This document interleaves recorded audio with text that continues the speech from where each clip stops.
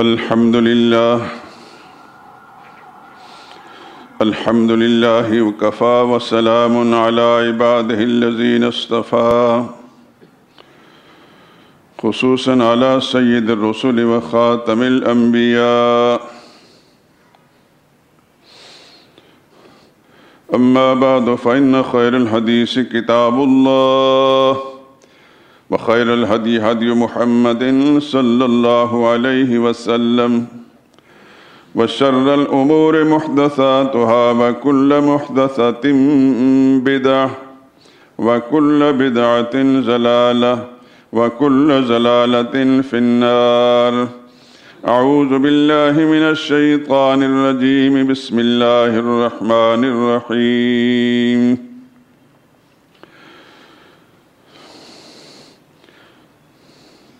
لقد جاءكم رسول من أنفسكم عزيز عليه ما عنتم حريص عليكم بالمؤمنين رؤوف رحيم.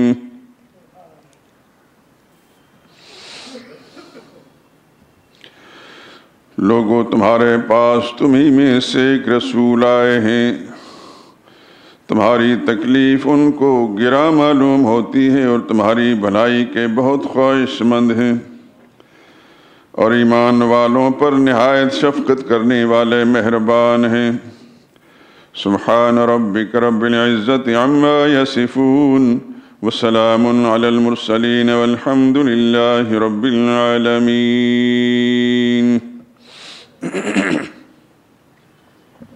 درود پاک پڑھ لیں۔ اللهم صل على محمد وعلى آل محمد كما صليت على إبراهيم وعلى آل إبراهيم إنك حميد مجيد. اللهم بارك على محمد وعلى آل محمد كما باركت على إبراهيم وعلى آل إبراهيم إنك حميد مجيد.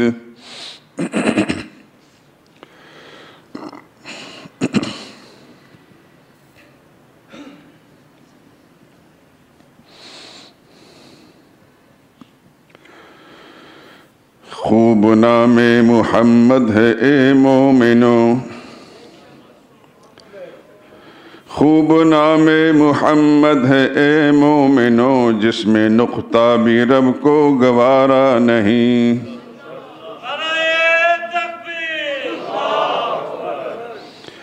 خوب نام محمد ہے اے مومنو، جس میں نقطہ بھی رب کو گوارا نہیں، جو نبی کی محبت سے منہ پھیر لے دونوں عالم میں اس کا گزارا نہیں۔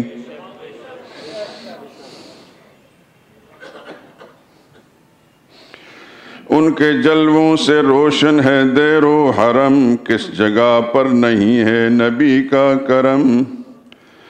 عرش سے طور تک، طور سے دور تک، یہ وہ دریا ہے جس کا کنارہ نہیں۔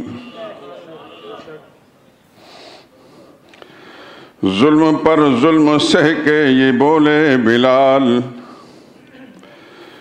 ظلم پر ظلم سہ کے یہ بولے بلال، ظالموں یہ تمہارا غلط ہے خیال۔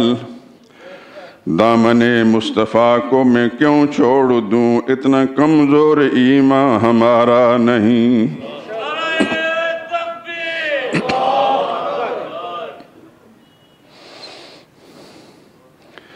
دیکھو قرآن میں جا بجا مومنوں، رب نے کیسے ہی ان کو مخاطب کیا۔ کبھی یاسین کہا، کبھی طٰہٰ کہا، نام لے کر خدا نے پکارا نہیں۔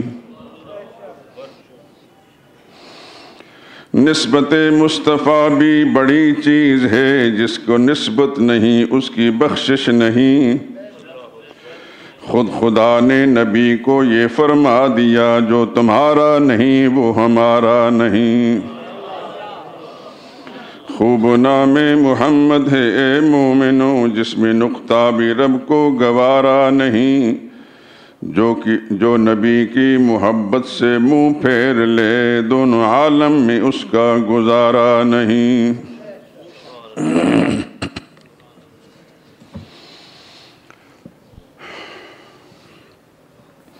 بزرگان محترم، برادران عزیز،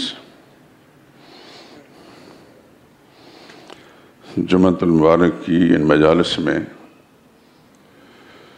پچھلے کچھ عرصے سے سرور عالم صلی اللہ علیہ وسلم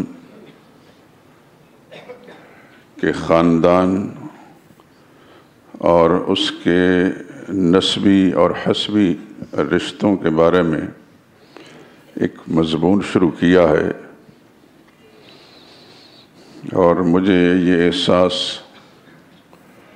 مختلف اوقات کے اندر خود میرے ساتھ بھی ایسا معاملہ ہوا، اور دوسرے بہت سے لوگوں کو جو عرف عام میں پڑھے لکھے شمار ہوتے ہیں، مولوی صاحبان ہیں، ان کی بے خبری سے شدت سے مجھے یہ احساس ہوا کہ صرف رسول اللہ صلی اللہ علیہ وسلم کا اسم گرامی سن کر اپنے انگوٹھے چوم لینا یا صرف صلی اللہ علیہ وسلم کہہ دینا اتنا ہی کافی نہیں، رسول اللہ صلی اللہ علیہ وسلم کے خاندان سے متعلق پوری معلومات بھی ہونے چاہیے۔ کون کیا تھا، اس کا رسول اللہ صلی اللہ علیہ وسلم کے ساتھ سلوک کیسا رہا، اس کی دینی خدمات کیا ہیں، اور آج ہمیں ان سے متعلق کیا نظریہ رکھنا چاہیے۔ بہت ساری باتیں اس سے پہلے ہو بھی چکی ہیں، ان کو دہرانے کی ضرورت نہیں ہے۔ آج میں نے ایک غلط فہمی، غلط پروپیگنڈا،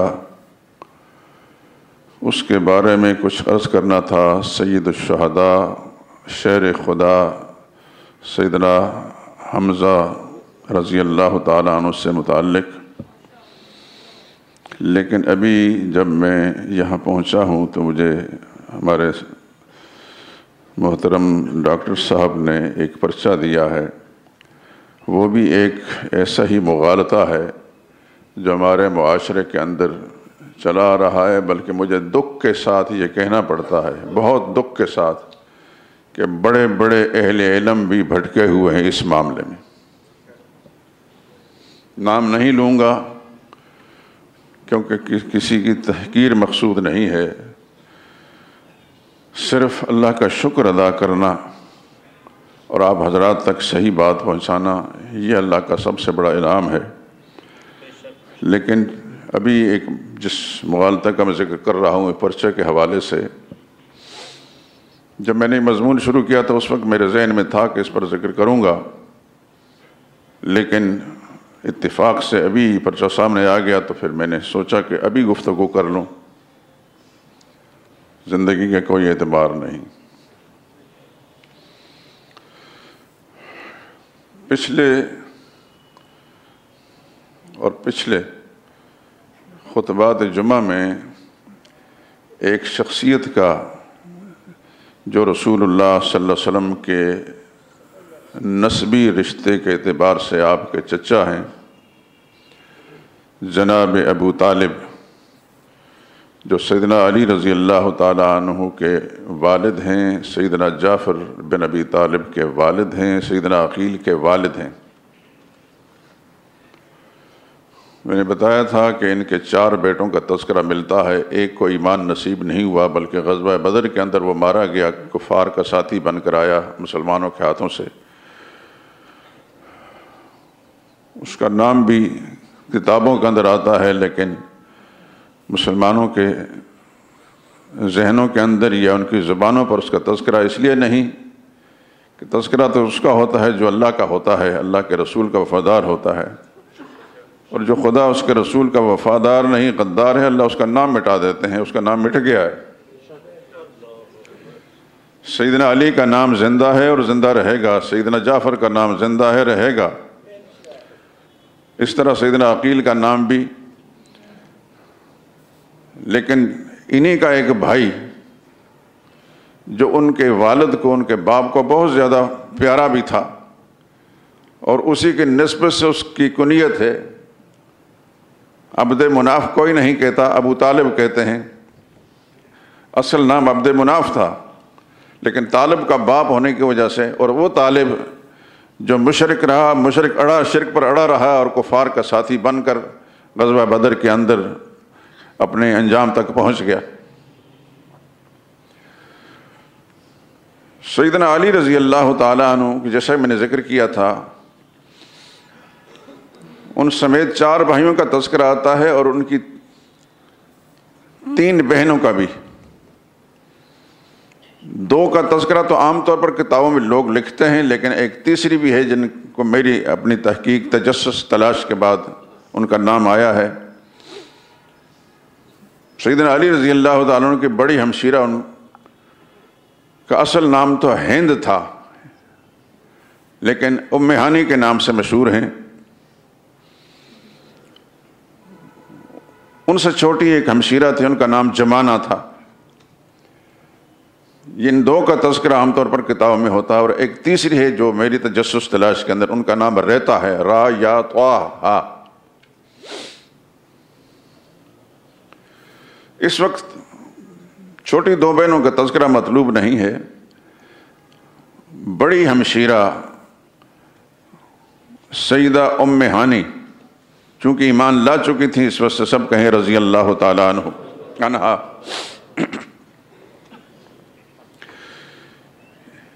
انہی کے حوالے سے ایک بہت بڑا مغالطہ، بہت بڑا جھوٹ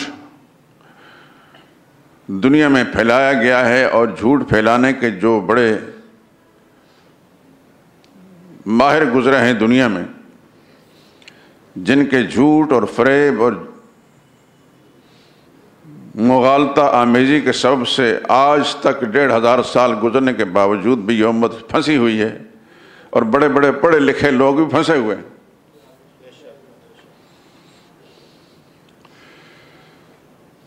سیدہ ام ہانی جو سیدنا علی رضی اللہ تعالیٰ عنہ کی ہمشیرہ تھیں، جناب ابو طالب کی بیٹی تھیں۔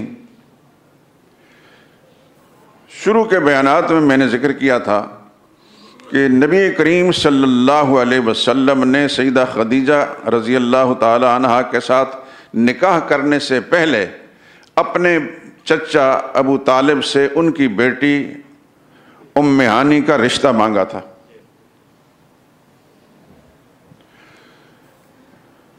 یہ جو اس زمانے میں ہمارے ہاں مشہور فرسٹ کزن کے ساتھ شادی نہیں ہونی چاہیے، یہ ہوتا ہے وہ ہوتا ہے، لیکن اس معاشرے کے اندر فرسٹ کزن کے ساتھ شادی، خصوصاً چچا زادوں کے ساتھ، اس کو مطلوب مرغوب سمجھا جاتا تھا۔